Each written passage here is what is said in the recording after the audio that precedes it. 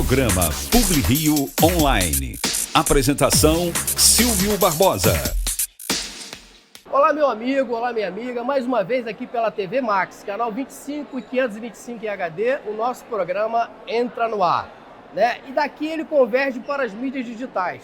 Ele vai para o YouTube, Facebook, Instagram e vira podcast também, Spotify, Google e Apple Podcast. Hoje eu estou trazendo uma pessoa que é muito importante no cenário político aqui e cultural do Rio de Janeiro. Ele foi ex-secretário de Educação, ex-presidente da FATEC, diretor hoje da Alerj, o meu amigo e fluminense tricolor, Wagner Victor. Tudo bem, Wagner? Tudo bem, Silvio. É sempre um prazer estar falando com você e seu público qualificado.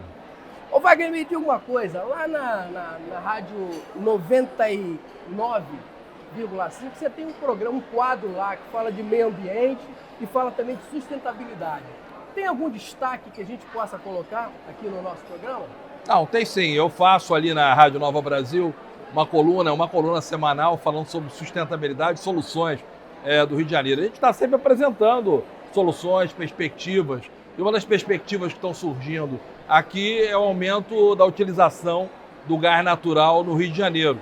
Existem projetos voltados ao aumento do uso do gás natural. Um dos projetos que a gente tem discutido muito é a questão da Rota 4B. Rota 4B é trazer um gás para o gasoduto marítimo através do campo de Bacalhau, que fica na divisa entre Rio de Janeiro e São Paulo. Esse gás entraria ali pelo Porto de Itaguaí, na Baixada Fluminense, e ampliaria a oferta na Baixada Fluminense. E com isso, além de ter soluções sustentáveis, aplicar o GNV, você poderia ter um gás mais barato para a atração de novas indústrias ao longo do arco rodoviário metropolitano. É um projeto muito interessante, é um projeto de desenvolvimento do Rio de Janeiro, é um projeto que conta com o apoio de muita gente da política. O próprio presidente André Siciliano sempre buscou isso, o deputado Luiz Paulo Corrêa da Rocha, o deputado federal Luizinho também batalhou por isso. Então, eu não tenho a mínima dúvida que é uma discussão que nos próximos 4 anos, agora com a reeleição do governador Cláudio Castro e com as entidades, a gente vai estar desenvolvendo esse projeto. Hoje você pode chegar e tentar calcular. Você tem carro em GNV e também de álcool. Hoje em dia, você precisa calcular para ver se é mais negócio, ô Victor, você colocar álcool ou etanol, né? Ou colocar gás. Por que o gás não baixa de preço, Victor?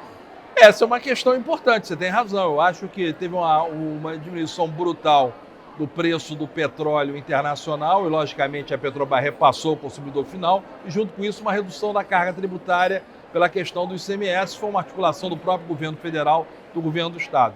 Muitas vezes o gás daqui é atrelado ao preço do gás, ao preço do petróleo internacional. Então, acho que é quase 89 o barril, né? Na realidade, isso varia de dia para dia. A gente pode estar falando hoje e no final do dia mudar em função do novo conflito internacional. Mas essa é uma tendência natural, há uma expectativa, e com o aumento da oferta de gás, é uma expectativa que isso venha a reduzir. Para dar um exemplo, hoje, mais de 50% do gás natural que é produzido na Bacia de Santos, ele é reinjetado, ele não é queimado, ele é reinjetado como elemento de processo. Há uma discussão de buscar a redução da reinjeção para que ele pudesse ser exportado para a terra. Ano que vem está chegando uma nova rota de gás ali através de Maricá, chegando em Itaboraí, que é a Rota 3, e temos a discussão da Rota 4B como elemento, além desse do leste fluminense, para desenvolver a Baixada Fluminense. Bom, eu sei que o presidente, quando foi lá na Rússia, ele conseguiu falar com o presidente da Rússia e chegou já um navio de óleo diesel. Como é que está a situação do diesel? Não, na realidade o Brasil ele tem uma produção de diesel abaixo da sua demanda. Então o Brasil, apesar de ser exportador de petróleo, ele tem passivos em relação a alguns derivados. Mas acho que um dos trabalhos bacanas que derivam aí do gás, e quando você fala de Rússia, é que a produção de gás aqui, tanto pela Rota 4B quanto a Rota 3, com potencial chegada de gás no Açu, vai fazer com que a gente tenha plantas da produção de fertilizantes no Brasil. Alguns fertilizantes nitrogenados são a base de gás natural. O Brasil está importando mais de 70% dos fertilizantes de outros países. E isso, quando tem uma crise, se coloca em risco uma das principais atividades do Brasil, que é o agribusiness. Então acho que essa é uma questão importante, o gás vai estar muito presente nessa discussão nacional. Agora me diz uma coisa, você que é tricolor, olha só, teu coração é tricolor. Eu pergunto a você, parece que vai ter eleição agora para a nova diretoria do Fluminense.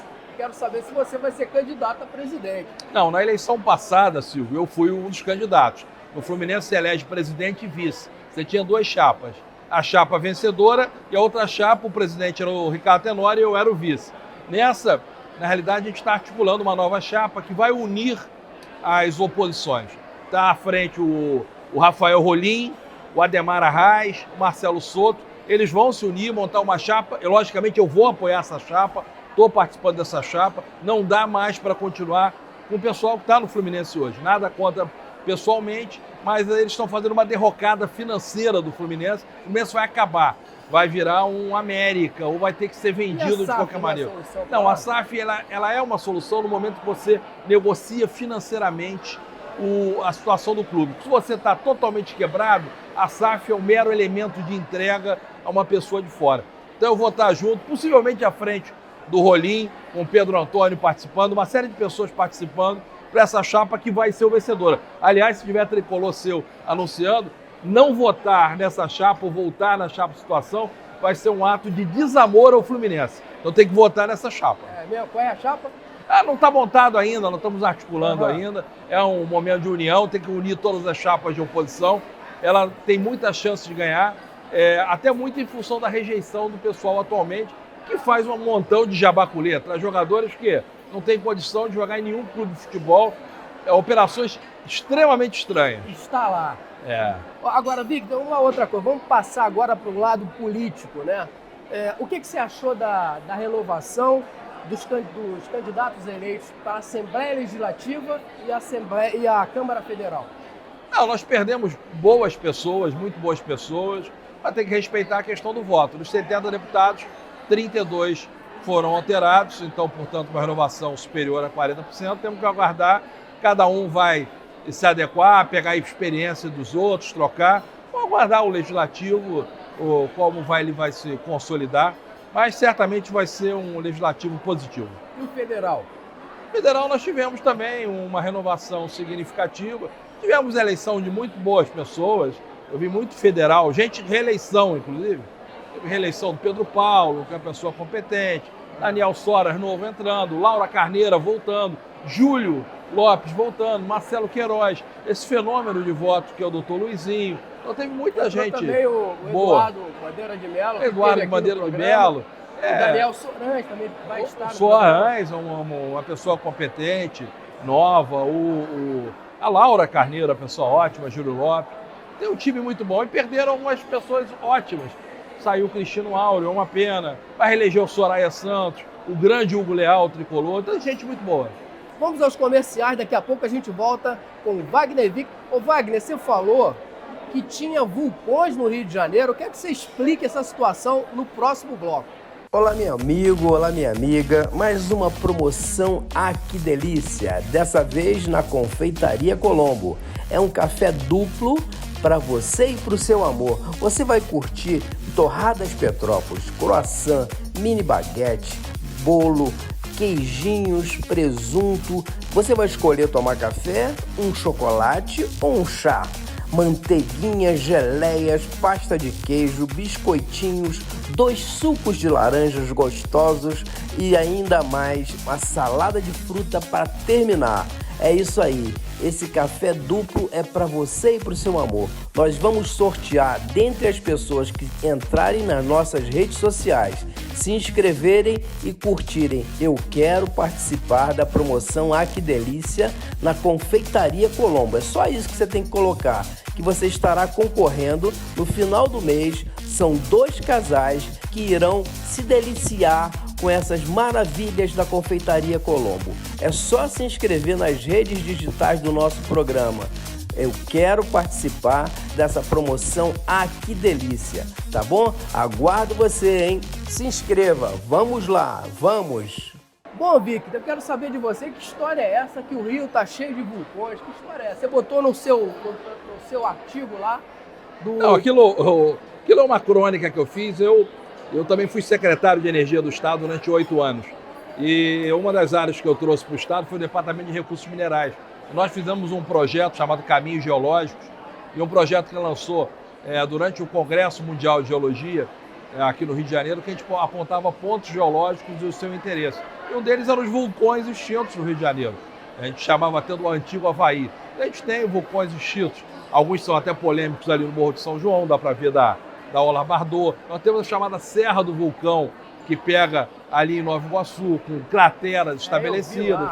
Temos na questão do Mendanha, em Agulhas Negras. Então o Rio de Janeiro tem um roteiro de vulcões extintos, inclusive formação de rochas pesquisadas, identificadas. Né? Não, sem perspectiva de coisa, mas uma formação que lembra muito ali ao Havaí. Não é aquelas que ficam meio de placas, perto de placas tectônicas, mas vulcões que operaram há dezenas de milhões de anos atrás. Agora, Wagner, eu quero convidar aqui uma pessoa que está despontando aí na academia, que é o Francisco Victor, que você bem conhece, seu filho, para falar sobre que ele é coordenador do Engenhando a Cidade. Na realidade, são tanto Francisco quanto mais 2 alunos de engenharia que são brilhantes da UFRJ, da Politécnica. Francisco, Ian e o Severino. O Ian, inclusive, são graduandos lá. Graduandos. O Francisco faz engenharia de produção, o Ian engenharia civil e o Severino. Está seguindo o caminho do pai. Eles estão fazendo um trabalho de voluntariado muito bacana dentro da Ilha do Governador e acho muito interessante. Eu acho que é um modelo importante porque os jovens não podem ficar somente falando e reclamando no WhatsApp. Eles têm que sair, botar ações incisivas e objetivas. Então vamos chamar o garoto para cá. Vamos lá. Bom, eu vou conversar agora com o filho de peixe. Filho de peixe, peixinho o filho do Wagner Victor, Francisco Victor. Tudo bem, Francisco? Tudo bem, Silvio. Obrigado pela oportunidade, obrigado por estar aqui. E o que você manda, cara? Não, eu mando não. Eu sei que você ganhou, né, o prêmio do Engenhando a Cidade. Como é que é esse prêmio e como é que foi a premiação? Cara, é o seguinte. Nós temos uma organização voluntária, eu, Severino e Ian, que somos estudantes da UFRJ, e essa organização se chama Engenhando a Cidade. Esse Engenhando a Cidade aí, qual que foi a nossa ideia, nosso princípio? Somos estudantes de engenharia, a gente está aqui na UFRJ, que é uma faculdade pública, mas a gente só estuda, recebe da população, mas a gente não está dando nada em troca, né? Porque daqui a pouco a gente vai para o mercado, a gente vai ganhar nosso salário, nosso dinheiro, e acaba que a gente não dá esse retorno direto. Então nossa ideia foi a seguinte, vamos pegar aqui nossa expertise de engenharia, aquilo que a gente está aprendendo na faculdade, e aplicar em projetos reais de engenharia para poder fornecer para o poder público e poder construir alguma coisa com a sociedade mesmo, dar um retorno direto. O prêmio que a gente ganhou recentemente foi um prêmio com a Secretaria de Juventude do município do Rio de Janeiro. Foi um prêmio reconhecendo nossas atividades, acho que especificamente daquele, foi por causa da nossa atuação fazendo um projeto de reforma do corredor esportivo da Ilha do Governador. Então, a nossa ideia no Engenhando é pegar o nosso conhecimento da faculdade, trazer um retorno social. A gente tem obras de intervenção urbana, a gente tem obras do meio ambiente, em relação ao meio ambiente. Vou te dar um exemplo, cara. Ontem a gente fez uma ação em homenagem à Semana do Meio Ambiente dentro do projeto Conexão Urbana. Conexão Urbana é um projeto que a ONU está organizando, que é um circuito de atividades relacionadas ao meio ambiente no geral, batendo com a ODS, né? E o que a gente fez? Um plantio de ipê rosa-bola e de baobá. Baobá primeiro porque é uma árvore muito simbólica. É uma árvore africana de Madagascar, para trazer um pouco dessa cultura, e já tinha um baobá na Ilha do Governador. A gente coletou a muda dele e a partir de agora estamos fazendo um plantio de diversos baobás. Vamos fazer a Ilha do Governador virar nossa Madagascar. Segunda coisa que foi o ipê rosa-bola, em homenagem ao Outubro Rosa e para trazer um pouco de atenção para a ideia do câncer para a causa do câncer de mama, que é sempre uma coisa que a gente gosta de falar em outubro, né? E que o ipê, com a sua flor icônica, que é no formato de rosa-bola, traz um pouco de atenção para essa causa. Qual é o teu projeto para o futuro, com relação à tua graduação? O que você está vendo para o futuro? Cara, o Engenhando a gente quer continuar, porque o Engenhando está dando resultados muito legais. É aquela coisa, a gente começa assim, vamos fazer um projetinho aqui para ajudar. Acho que a gente começou no Parque Marcelo de Ipanema, com uma intervenção na Estrada do Galeão, um trecho que acontecia muitos acidentes. A gente começou fazendo um projetinho para lá, acabou pegando, a gente foi seguindo, e o Engenhando acabou se transformando numa coisa maior, né? O Francisco, o Ian e o Severino estudam engenharia, mas decidiram propor uma lei pensando no meio ambiente. Eles sugerem que as escolas estaduais disponibilizem composteiras orgânicas para reaproveitar as sobras da merenda. A nossa proposta é uma proposta que indica que em 24 meses o Estado faça essa implantação das composteiras orgânicas nas suas escolas e, a partir disso, gere uma série de oportunidades. A proposta é uma das 3 que partiram da população e que já estão sendo analisadas na Assembleia Legislativa do Rio. Os estudantes mandaram a sugestão por meio do aplicativo Legislaqui, criado há cerca de 1 ano para que qualquer cidadão envie uma proposta de lei. Ao todo, já foram mais de 1.100 sugestões recebidas. Se você comparar com o número que os deputados apresentam, o Legislaqui teve um número maior em 1 ano.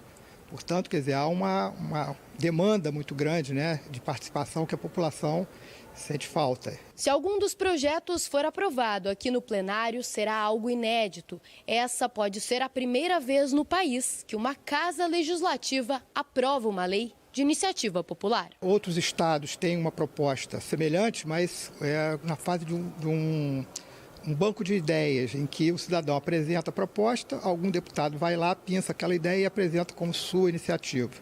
Então, a experiência de o próprio cidadão apresentar o projeto, né, conseguir as assinaturas e aprovar na comissão de normas é inédita, é a única Assembleia Legislativa do país que tem essa experiência. Experiência que dá ainda mais sentido para o famoso apelido de a Casa do Povo. Enquanto aguardam pela tramitação, os 3 sonham com o dia em que a votação do projeto deles vai aparecer nesse telão. Mas o nosso projeto, continuar a nossa graduação, continuar entregando coisas que funcionem, coisas que façam sentido, que sejam coerentes, e a partir daí, se a gente conseguir ganhar mais algum prêmio, ótimo. Se não, com o Francisco, claro, tem a intenção de seguir um mestrado, talvez na área de ciência de dados, que é uma coisa que hoje está muito em voga, que combina com a engenharia, né, cara? A gente está saindo da era de fazer tudo no papel, está começando a fazer cálculo, otimização, não mais colocar o que parece ser melhor, mas tentar provar numericamente aquilo que é melhor. Então, essa área é uma coisa que é muito interessante, que eu planejo seguir. Eu quero desejar boa sorte a você, aos seus colegas. Como é o nome da rapaziada que ganhou? Tem o Severino também, que era da engenharia naval, agora mudou para engenharia de produção, vai ficar comigo. E tem o Ian, que é engenheiro civil, cara ótimo, também faz uns projetos maravilhosos. Eu quero que você leve para o Wagner, que ele saiu batido aqui, que ele foi trabalhar lá na Alerj, os doces da Confeitaria Colombo para vocês saborearem lá, tá bom? Que maravilha, muito obrigado, Silvio. Ô Silvio, muito obrigado pela oportunidade, cara, foi ótimo estar aqui. Maravilhoso vir aqui na Colombo também, um lugar muito bonito. Valeu mesmo, cara, prazer. Falou, meu irmão, obrigado. Programa Publi Rio Online. Apresentação Silvio Barbosa. Bom, o nosso programa está trazendo para você um dos maiores juízes e hoje desembargador do Estado, Dr. Ciro Darlan. Doutor Ciro, tudo bem? Silvio, um prazer muito grande, obrigado pelo convite, uma alegria estar aqui com você, esse grande comunicador, esse grande publicitário que você é e que está fazendo um programa com grande audiência, com grande sucesso. Parabéns. Agora, doutor Ciro, sabe que eu lembro do senhor, na época que o senhor era juiz lá ali na vara da infância e da juventude, não sei se o nome era esse na época. Juízo da vara da infância e da juventude. É quando eu era feliz e não sabia. E como é que... Me explica, doutor, o que o senhor pôde ajudar ou fazer naquele momento ali na infância e juventude? Silvio, eu tive a alegria muito grande de ser escolhido pelo Tribunal de Justiça, juiz da infância e da juventude, exatamente no ano que entrou em vigor o Estatuto da Criança e do Adolescente. 1990. E essa foi uma conquista civilizatória para o Brasil, porque até então as crianças não eram consideradas cidadãs, não tinham direitos, né? Eram objeto de preocupação, eram objeto de cuidados, de caridade. A partir do Estatuto da Criança e do Adolescente, alçou a categoria de sujeito de direitos. Então foi uma responsabilidade, um desafio muito grande levar para a sociedade brasileira essa nova notícia de que criança era também sujeito de direito. Nesse processo civilizatório, nós tivemos a abolição da escravidão, um momento que nos envergonha enquanto sociedade civilizada, momento em que tivemos os nossos irmãos negros como escravos, escravizados, mas superamos essa fase. Depois nós tivemos a superação dos direitos da mulher. Verdade. As mulheres eram consideradas párias, né? Eram apenas companheiras, eram apenas reprodutoras. É verdade. Nem votavam, olha. Não votavam, não exerciam atos de comércio. Você sabe que nós estamos aqui na Confeitaria Colombo e aqui as mulheres vinham muito aqui, todas juntas naquela época antiga. Estou falando de 1895 e tudo mais. Elas vinham juntas aqui.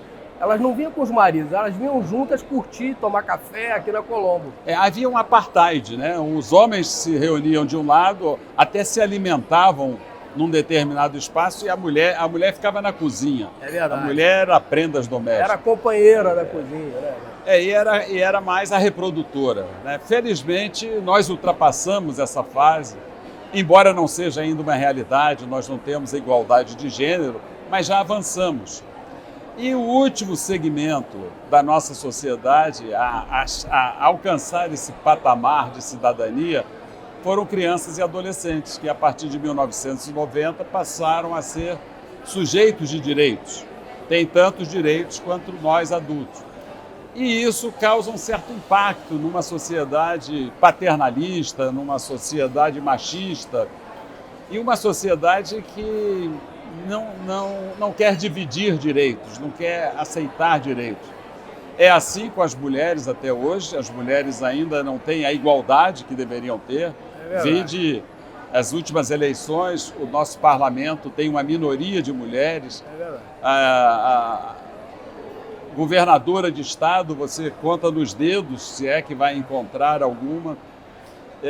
Mas está melhorando, né, doutor? Está melhorando, mas muito lentamente. E você imagina você dizer que crianças e adolescentes que não têm a capacidade de luta, de aguerrida que têm as mulheres de lutar pelos seus direitos, imagina crianças e adolescentes que são os seres mais violentados no nosso país. Violentados porque estão fora da escola, violentados porque não são bem tratados por seus familiares. Agora, doutor, naquela época que o senhor era juiz de menores, não tinha esse problema de pedofilia? Era menor naquela época ou era uma coisa mais velada? Porque hoje a pedofilia está terrível. O que o senhor tem a dizer disso, doutor? A pedofilia e a violência contra a criança sempre teve, desde que a humanidade é a humanidade. Agora, ela começa a aparecer a partir da conquista dos direitos da criança. Você cria mecanismos como os conselhos tutelares, como os conselhos de direitos, que buscam proteger as crianças e aí, com o avanço da mídia, dos meios de comunicação, esses fatos aparecem mais. E também com o aperfeiçoamento dos serviços de segurança pública. Hoje nós temos temos delegacias especializadas em violência contra a criança. Nós temos uma vara no estado do Rio de Janeiro, uma vara criminal especializada em violência contra a criança. Então, tudo isso atrai a publicidade e surge da lama, das trevas, esses fatos lamentáveis que são os fatos que atingem crianças como vítimas. O senhor tem algum jeito, doutor, de conseguir algum projeto para que as crianças possam continuar estudando? Porque houve uma evasão muito grande, principalmente na pandemia e agora também após pandemia, uma evasão muito grande da criançada nos colégios lá de primeiro e segundo grau. Como é que é isso? Dá para ajudar nisso, doutor? Ô Silvio, nós estamos em vias de mudar a administração do país. Nós estamos recomeçando uma nova administração nos estados e esses novos administradores têm que focar que, se não prestigiarem, se não colocarem a educação como primeiro ponto, primeiro plano de governo, não haverá mudança em setor nenhum. A consequência imediata da prioridade na educação será a redução da violência, será a redução da desigualdade, né? O patrimônio maior que pode ter uma pessoa, Silvio, você que eu sei que teve uma origem de muitas dificuldades, que lutou com muita dificuldade, que estudou, que se esforçou muito, você sabe que o melhor patrimônio que você tem não é o dinheiro, não são os seus bens, é a sua cultura, é o que você adquiriu intelectualmente. Você sabe que você está falando isso, eu estava vendo lá que eu vou fazer agora aniversário no dia 18 de novembro. Então, eu estava vendo quantos anos eu estudei. Eu estudei 11 anos, eu fiz as graduações, fiz o mestrado e estou fazendo o doutorado agora pela COP, o FRJ. Então, eu já estudei 11 anos, ainda quero continuar fazendo pós-doc. Por quê? Porque esse é o seu maior patrimônio. E esse é o patrimônio que nós temos que utilizar para dividir rendas e bens e direitos no nosso país. Enquanto nós temos milhares de crianças fora da escola, milhares de crianças numa escola que não atinge os seus objetivos, nós vamos ter esse fosso de divisão de rendas dos 2% bilionários que tem todo o patrimônio do Brasil e o resto que é miséria, que divide a miséria, que um país onde tem ainda gente passando fome. Isso tudo por quê? Porque não se priorizou a educação. E um dos direitos fundamentais da criança, que está no Estatuto, que está na nossa Constituição, no artigo 227, é o direito à educação. Educação é o processo de libertação de qualquer pessoa. É verdade. Agora, eu vou fazer uma pergunta para o senhor, de repente eu não sei se o senhor vai querer responder. Hoje em dia, todo mundo está questionando aquele julgamento que Sérgio Moro fez lá. Fez o julgamento e simplesmente houve essa celeuma que o presidente Lula foi absolvido, mas que não foi. Como é que o senhor vê essa situação de um juiz julgar as outras... O STJ também confirmou a sentença do juiz e lá em cima foi basicamente mudar. Como é que foi esse esquema, doutor? Eu queria que você explicasse para a gente, o senhor que é o expert no assunto. Silvio, você definiu bem, foi um esquema. Foi um esquema político com objetivos de destruir aquela liderança maior do povo brasileiro. Na ocasião, se tivéssemos permitido que o ex-presidente Lula concorresse à eleição de 2018, seria uma barbada.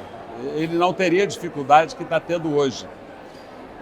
Então esse era o objetivo. Foi um esquema que nos deixou como membros do Poder Judiciário envergonhados perante o mundo, em que um juiz se associou à acusação para apontar crimes praticados por um ex-presidente para tirá-lo do foco político, para tirá-lo do jogo político.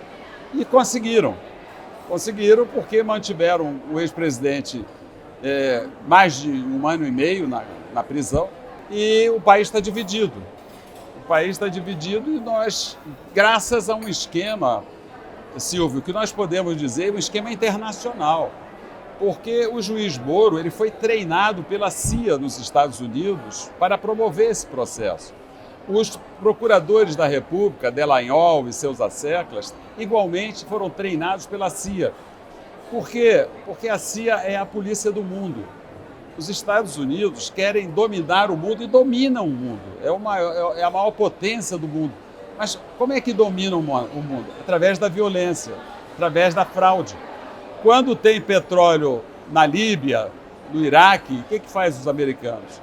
Inventam alguma coisa que está acontecendo, alguma ofensa aos direitos humanos, que não é problema de ninguém, é problema do povo iraquiano, é problema do povo iraniano, invade o Iraque, toma o petróleo, e assim fizeram com o Brasil.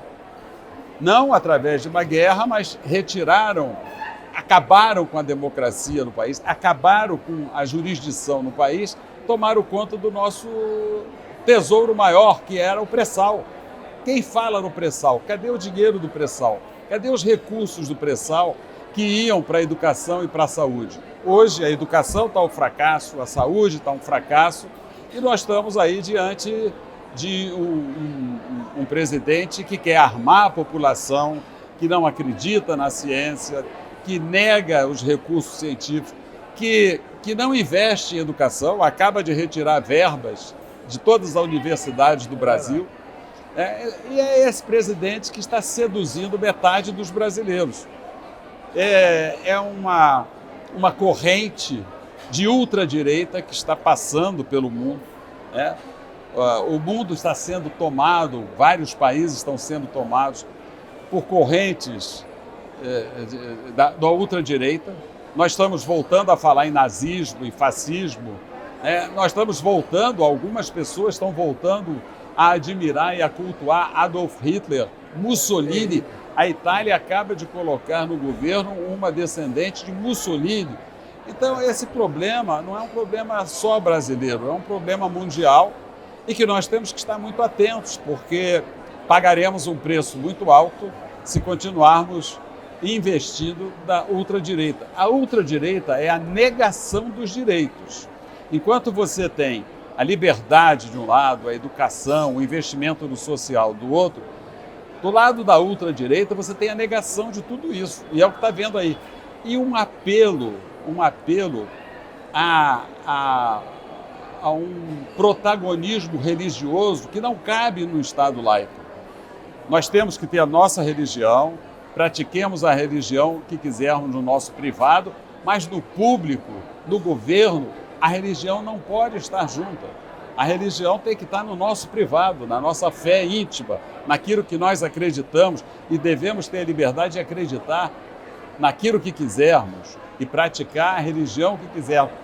Sob o regime de ultradireita, é Deus, Pátria e Família, que é um slogan falso para enganar maluco. Agora, doutor, eu quero fazer para o senhor a última pergunta do nosso programa aqui. Uma pergunta do jornalista Felipe Melo, da Rádio Tupi. Como é que o senhor está vendo essa polarização? Seriam duas, na verdade. E o ativismo judicial? Agradeço ao Felipe Melo por essa pergunta. Sou admirador do jornalismo sério do que ele faz. O ativismo judicial, ele é uma necessidade, porque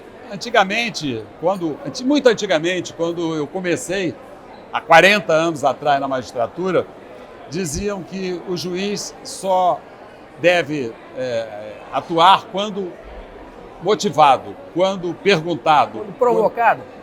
Ou só nos autos, quando provocado, ou apenas nos autos. Modernamente, com o desenvolvimento da própria comunicação social, a população exige posições do juiz. O juiz, por exemplo, diante de um superencarceramento que nós estamos vivendo aqui no Brasil, com quase 1 milhão de pessoas presas, caramba, o juiz é responsável por isso. Quem manda para a prisão é o juiz. Quem tira da prisão é o juiz. Então, o juiz deve à sociedade satisfação por esses seus atos. O juiz tem que se comunicar com a sociedade não apenas nos autos.